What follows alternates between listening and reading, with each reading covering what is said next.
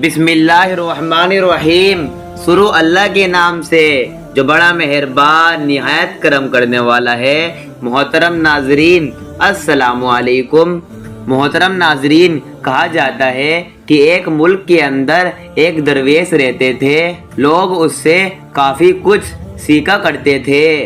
درویش کا برتاؤ کافی اچھا تھا۔ لوگ ان کے برتاؤ کی وجہ سے ان کی کافی عزت کرتے تھے۔ ایک بار درویش نے ارادہ کیا کہ پیدل چل کر حج کیا جائے۔ ملک کے اندر قافلے بھی جایا کرتے تھے، تو بزرگ نے سوچا کہ میں قافلوں سے پہلے جنگلوں کے اندر سفر کر کے پہلے پہنچ جاؤں گا۔ درویش نے کچھ دن پہلے سے ہی پلان تیار کر لیا تھا کہ اس بار حج ضرور کروں گا۔ بس کچھ دن گزرنے کے بعد حج کے دن قریب آ چکے تھے۔ درویش نے ایک گھڑی لی اور اس کے اندر ضرورت کا سامان ڈال کر سفر کی طرف روانہ ہونے سے پہلے اپنے لوگوں کو الوداع کہا اور سفر کی طرف روانہ ہو گئے۔ اس بار حج کا مہینہ بھی گرمیوں میں تھا۔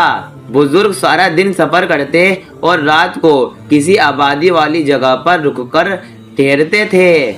خیر کچھ دن درویش کا سفر چلتا رہا۔ ایک دن وہ سفر کرتے کرتے ویرانے کھنڈر میں جا پہنچے، جو کہ ڈاکوؤں کا اڈا تھا۔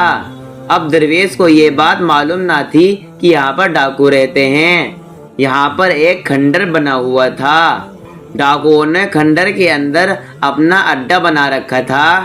وہ علاقے سے وہ ڈاکو جو کچھ بھی لوٹ مار کر لاتے تھے، وہ سب کچھ یہیں پر چھپا دیتے تھے، اور جو بھی ان کے راستے سے گزرتا یہ ان کو بھی لوٹ لیتے تھے۔ درویش نے باہر سے آواز دی کہ کوئی ہے جو آج رات مجھے یہاں پر سونے کی اجازت دے دے۔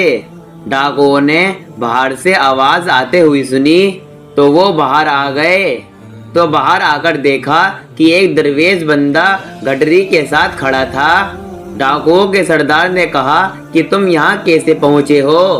درویش نے کہا کہ میں یہاں سے گزر رہا تھا تو رات گزارنے کے لیے کوئی گھر نظر نہیں آیا، پھر آپ کی جگہ دکھائی دی تو سوچا کہ یہیں ٹھہر جاؤں۔ ڈاکوؤں کے سردار نے اپنے ساتھیوں سے کہا کہ اس درویش کی تلاشی لو اور جو اس کے پاس سے نکلے کھینچ لو اور اس کو مار ڈالو۔ اگر اس کو نہیں مارو گے تو ہم سب مارے جائیں گے۔ یہ واپس جا کر اپنے ساتھیوں کو بتائے گا کہ یہاں پر ڈاکو رہتے ہیں، یہ ہم سب کو پکڑوا دے گا۔ سردار کے ڈاکوؤں نے درویش کی تلاشی لی، پر درویش سے کچھ خاص مال ہاتھ نہ لگ پایا۔ انہوں نے گٹری کھینچ لی تو درویش نے کہا کہ آپ لوگ مجھ سے گٹری کو کھینچ رہے ہو، آپ لوگوں کو مجھ سے کوئی خطرہ نہیں ہے، چلو آپ لوگ یہاں مجھے رہنے نہیں دیتے تو میں چلا جاتا ہوں۔ حالانکہ میں آج رات یہاں پر سونے کے لیے اجازت مانگ رہا تھا۔ ڈاکوؤں کے سردار نے درویش سے پوچھا کہ تم کہاں جا رہے ہو؟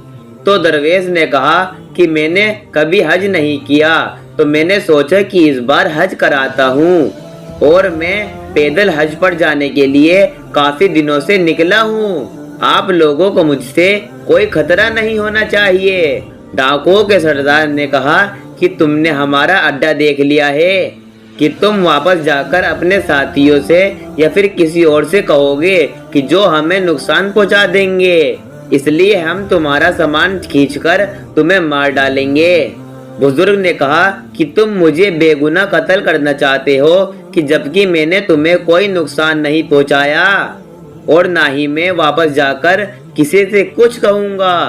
ڈاکوؤں کا سردار کہنے لگا کہ ہمارے نزدیک قتل نام کی کوئی چیز نہیں ہے۔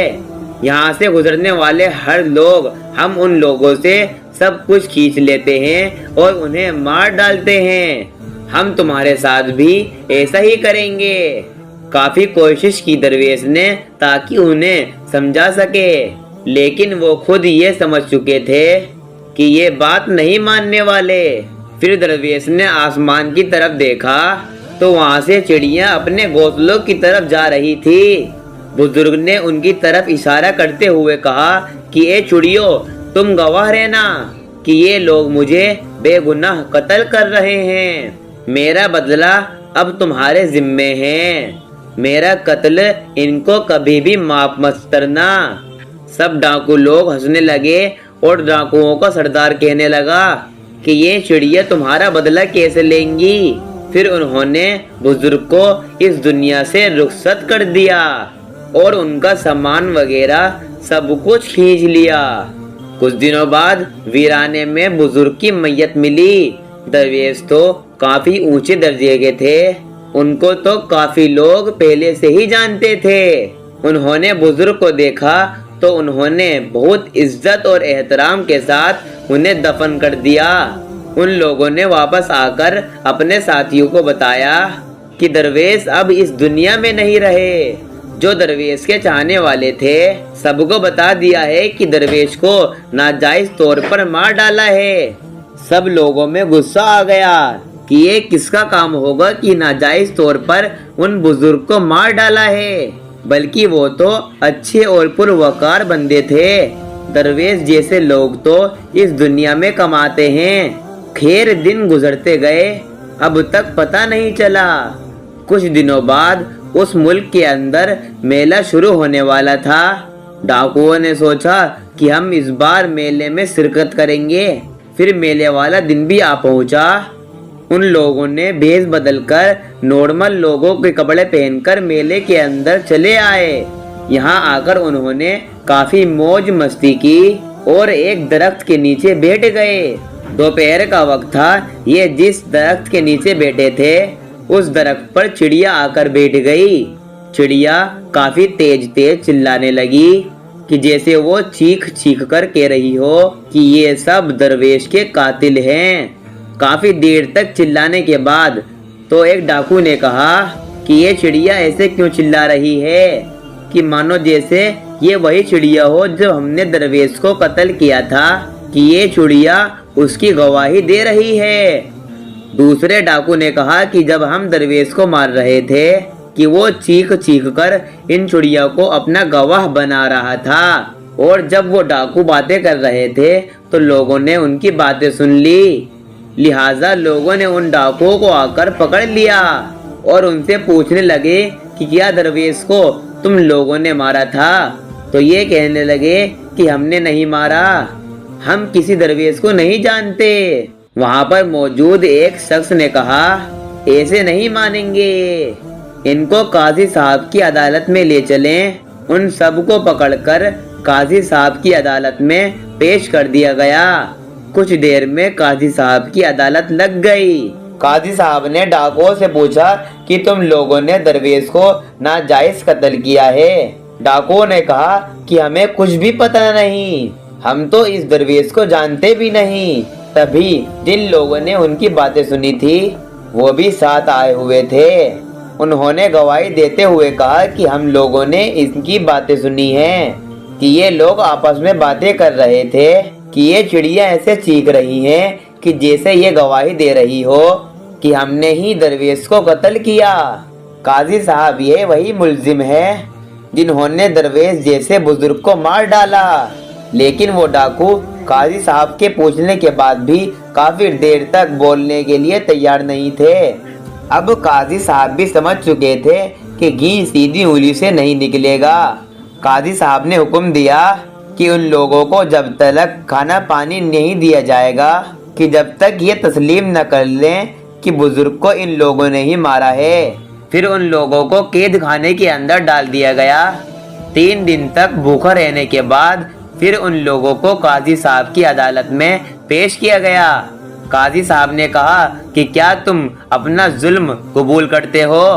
تو ان ڈاکوؤں نے کہا کہ ہاں، درویش کو ہم نے ہی ناجائز تعلق سے مار ڈالا تھا، لیکن اس میں ہماری کوئی غلطی نہیں ہے، یہ حکم ہمارے سردار نے دیا تھا۔ قاضی صاحب نے اپنے سپاہی بھیجے اور کہا کہ ڈاکوؤں کے سردار کو میرے پاس پکڑ کر لے کر آؤ۔